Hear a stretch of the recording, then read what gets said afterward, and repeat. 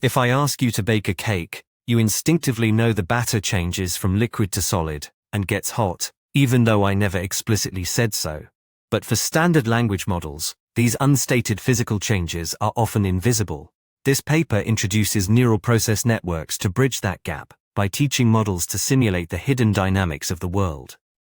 To understand the core challenge, consider that most procedural text, like a recipe, is a sequence of instructions where the results are implied rather than stated.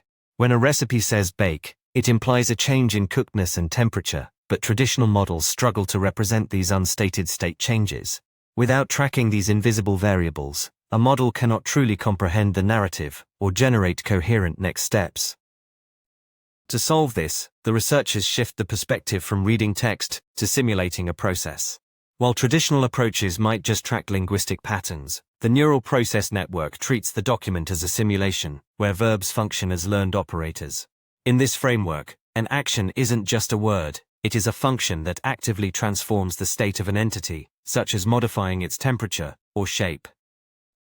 The underlying mechanism works by processing sentences sequentially to update a persistent memory. For each step, the model identifies the relevant action and entity, applies the action as a tensor transformation, and then writes the new state back to the entity's memory slot.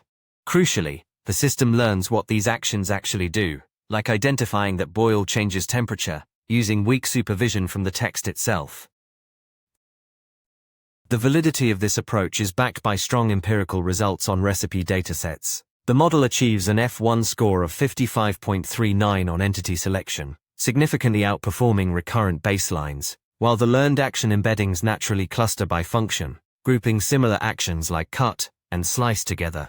Furthermore, when used to generate new recipe steps, the model produces more coherent instructions because it conditions its output on the simulated state of the ingredients.